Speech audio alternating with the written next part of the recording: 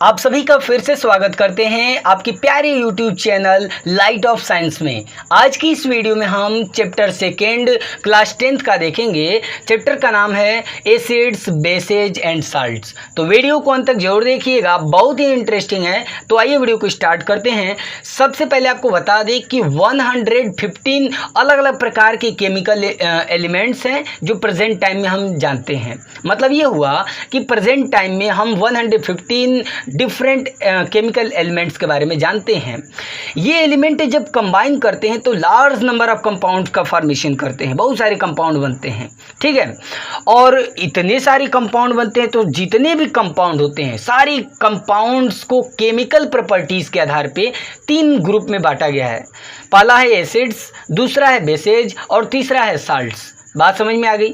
तो आपने समझा कि जितने भी कंपाउंड्स होते हैं तो उनको केमिकल प्रॉपर्टीज़ के आधार पे 3 भागों में बांटा गया, एसिड्स, बेसेज एंड साल्ट्स, ठीक है। अब हम समझेंगे इंडिकेटर क्या होते हैं। आइए समझते हैं।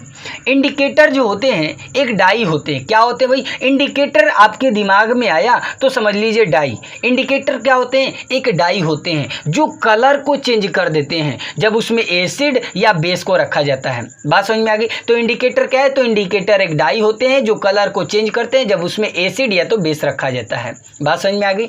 देखिए इंडिकेटर जो होते हैं एसिड और बेस में अलग अलग कलर देते हैं। मेरा बात ध्यान से सुनिएगा। इंडिकेटर एसिड और बेस में अलग अलग कलर देते हैं। इंडिकेटर ये बताता है कि वे सब्सटेंस क्या है जिसको हम टेस्ट कर रहे होते हैं, वे बताता है कि वे सब्सटेंस क्या है, एसिड है या बेस है, अपने कलर में चेंज करके बताता है। बात समझ में आ गई। कहने का मतलब क्या है कि इंडिकेटर अपने कलर में चेंज करके ये बताता है कि जो सब्सटेंस है वे एसिडिक नेचर का है या बेसिक नेचर का है, एसिड है या बेस है। बात समझ में आ गई। देखिए 3 मोस्ट कॉमन इंडिकेटर होते हैं जो एसिड और बेस को टेस्ट करने के लिए यूज किए जाते हैं। पहला है लिटमस, दूसरा है मेथिल ऑरेंज और तीसरा है फेनोल्फथलीन, ठीक है। तीनों का नाम ध्यान से याद रखिएगा। देखिए मोस्ट इसमें कॉमन इंडिकेटर है जो कि लेबोरेटरी में भी यूज किया जाता है एसिड और बेस को टेस्ट करने के लिए, वह है लिटमस, ठीक है। लिटमस जो होते हैं या तो वे लिटमस सॉल्यूशन के रूप में इस्तेमाल किए जाते हैं, यूज किए जाते हैं, या तो लिटमस पेपर के रूप में। बात समझ में आ गई। देखिए लिटमस 2 प्रकार के होते हैं। पहला है ब्लू लिटमस और दूसरा है रेड लिटमस। बात समझ में आ गई। देखिए ये दोनों बातें याद रखिएगा। लिटमस 2 प्रकार के, ब्लू लिटमस, रेड लिटमस। अब हम जो बताने जा रहे हैं बहुत इंपॉर्टेंट है, इसको थोड़ा ध्यान से सुनिएगा। एसिड क्या करते हैं? तो एसिड ब्लू लिटमस को रेड लिटमस में बदलते हैं। बात समझ में आ गया। एसिड क्या करते हैं? ब्लू लिटमस को रेड लिटमस में बदलते हैं, ठीक है।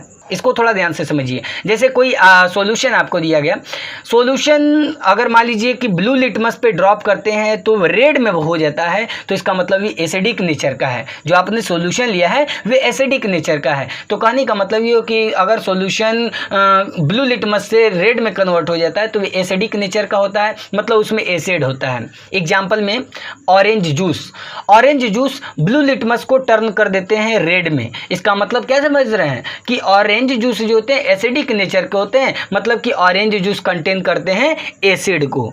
क्लियर हो गया। देखिए उसी तरह बेस जो होते हैं टर्न्स कर देते हैं, बदलते हैं रेड लिटमस को ब्लू में, मतलब base turns red litmus to blue, red litmus to blue. ये बात ही याद रखिए ना, नहीं बार बार भूल जाएंगे कौन क्या है कौन क्या है, नहीं समझ में आएगा। जो मैं बोला उसको याद रखिए। बेस क्या करते हैं? रेड लिटमस को ब्लू में कन्वर्ट करते हैं। एग्जाम्पल से समझते हैं। जैसे कोई सॉल्यूशन लिए, वे रेड लिटमस को ब्लू में कन्वर्ट कर दिया, इसका मतलब ये सॉल्यूशन क्या है? बेसिक नेचर का है, ठीक है। बेसिक नेचर का मतलब उसमें बेस है। एग्जाम्पल में जैसे कि सोडियम हाइड्रोक्साइड सॉल्यूशन जिसे कास्टिक सोडा कहा जाता है, तो ये क्या करता है? रेड लिटमस को ब्लू में कन्वर्ट कर देता है, ठीक है। तो इसका मतलब ये क्या है? बेसिक नेचर के होते हैं। बात समझ में आ रही है बच्चों। देखिए लिटमस के बारे में थोड़ा समझते हैं। लिटमस जो होते हैं वे नेचुरल इंडिकेटर होते हैं। कैसे इंडिकेटर भाई? नेचुरल इंडिकेटर, जिनका न्यूट्रल कलर पर्पल होता है। न्यूट्रल कलर पर्पल होता है, ये बात याद रखिएगा। उसी तरह अगर हम बात करें मेथिल ऑरेंज और फेनोल्फ्थलीन की, तो देखिए मेथिल ऑरेंज और फेनोल्फ्थलीन जो होते हैं ये सिंथेटिक इंडिकेटर होते हैं। अभी हमने बताया कि लिटमस क्या नेचुरल इंडिकेटर, जबकि मेथिल ऑरेंज और फेनोल्फ्थलीन क्या है? Synthetic indicator. बात समझ में आ गई? देखिए जैसे लिटमस का न्यूट्रल कलर पर्पल है, उसी तरह मेथिल ऑरेंज का न्यूट्रल कलर क्या है? ऑरेंज। फेनोल्फ्थलीन का न्यूट्रल कलर क्या है? कलरलेस। ये बात आप याद रखिएगा, तीनों का याद कर लीजिए। लिटमस का बोलेंगे न्यूट्रल कलर पर्पल बोलिएगा, ठीक है। मेथिल ऑरेंज का न्यूट्रल कलर ऑरेंज, फेनोल्फ्थलीन का न्यूट्रल कलर कलरलेस। बात समझ में आ गई? चलिए आइए, जिस प्रकार हम अभी समझे कि लिटमस जो है कि एसिड वाले में देखें तो एसिड वाले में ब्लू लिटमस टू रेड हो रहा था, उसी तरह मेथिल ऑरेंज में समझते हैं। मेथिल ऑरेंज इंडिकेटर जो होते हैं एसिड सॉल्यूशन में रेड कलर के होते हैं। बात समझ में आ गई? मतलब ये हुआ कि मेथिल ऑरेंज इंडिकेटर जो होते हैं ना एसिड सॉल्यूशन में रेड कलर के होते हैं, जबकि बेसिक सॉल्यूशन में methyl orange indicator yellow colour के होते हैं। याद हो जाएगा ना? चलिए ठीक है। देखिए फेनोल्फ्थलीन की बात करते हैं, फेनोल्फ्थलीन इंडिकेटर की। तो देखिए फेनोल्फ्थलीन जो इंडिकेटर होते हैं एसिड सॉल्यूशन में कलरलेस होते हैं। एसिड सॉल्यूशन में कलरलेस होते हैं, जबकि बेसिक सॉल्यूशन में वे पिंक कलर के होते हैं। कैसे देते हैं भाई? पिंक कलर देते हैं। बात समझ में आ गई? चलिए इतना समझ लिए। देखिए लिटमस सॉल्यूशन जो होते हैं, अभी हमने आपको बताया कि पर्पल डाई कलर के होते हैं, पर्पल डाई होते हैं। देखिए ये लाइकेन एक प्रकार का प्लांट होता है और इसी से लिटमस जो है कि प्राप्त होते हैं। बात समझ में आ गई? तो लाइकेन याद रखिए कि लिटमस सॉल्यूशन जो होते हैं वे किससे प्राप्त होते हैं? तो लाइकेन से, ठीक है। लिटमस सॉल्यूशन बोले या तो लिटमस पेपर ही बोल दें, ठीक है। हाँ, लाइकेन जो प्लांट है ना वे थैलोफाइटा डिवीजन के बिलोंग करते हैं, ठीक है। थैलोफाइटा डिवीजन के होते हैं, ठीक। अब ऐसा नहीं है कि भाई यही तीनों जो है कि इंडिकेटर होते हैं, और भी बहुत सारे नेचुरल इंडिकेटर होते हैं। जैसे टर्मेरिक भी एक नेचुरल इंडिकेटर है। रेड कैबेज भी एक नेचुरल इंडिकेटर होते हैं।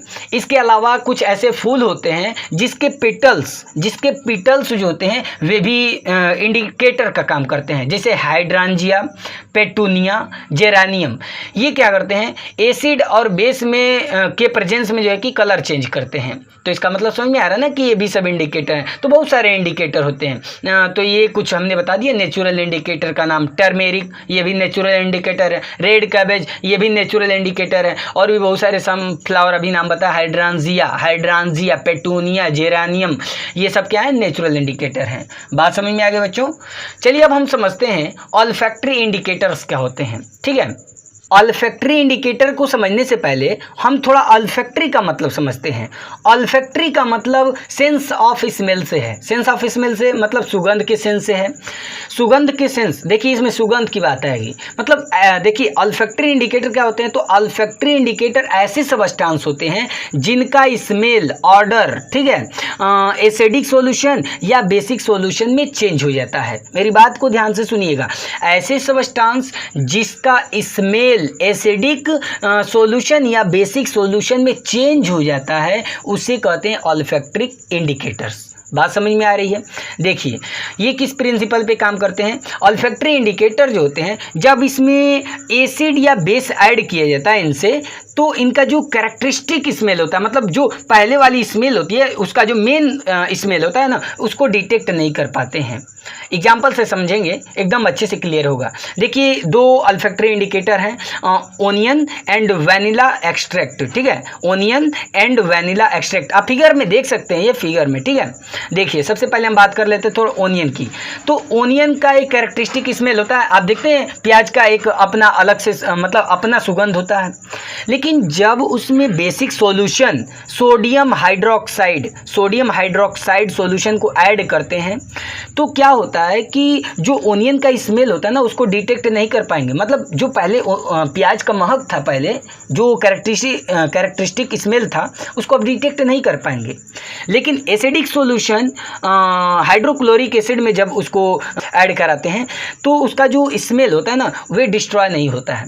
मतलब हमने क्या देखा कि जो ओनियन ओनियन का कैरेक्टरिस्टिक स्मेल है, वे बेसिक सॉल्यूशन सोडियम हाइड्रोक्साइड में ख़त्म हो जा रहा है, उसको डिटेक्ट नहीं कर पा रहे हैं, जबकि एसिड वाले में कर ले रहे हैं। तो यहाँ से हम एसिड और बेस के बीच में फ़र्क बता सकते हैं आसानी से। उसी तरह वैनिला एक्सट्रैक्ट है। देखिए वैनिला एक्सट्रैक्ट का भी एक कैरेक्टरिस्टिक प्लीजेंट स्मेल होता है, बहुत अच्छा महकता है। लेकिन अगर बेसिक सॉल्यूशन सोडियम हाइड्रोक्साइड के साथ ऐड करें वैनिला एक्सट्रैक्ट को, तो क्या होगा, उसका जो कैरेक्टरिस्टिक स्मेल होता है ना, जो प्लीजेंट स्मेल होता है, वे ख़त्म हो जाता है।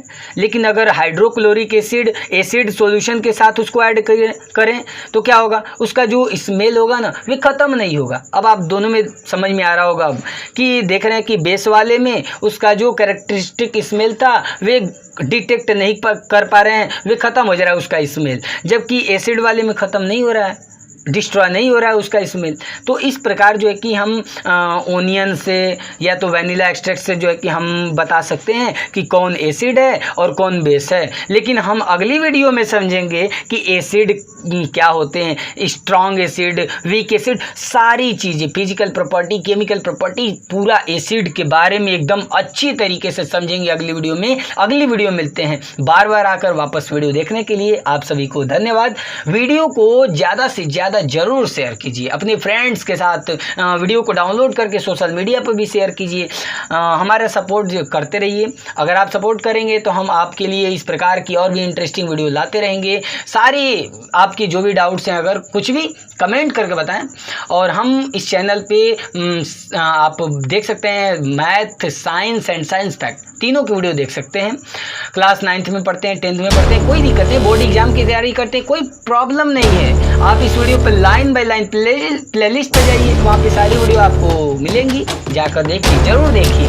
अभी वीडियो मिलते हैं, धन्यवाद।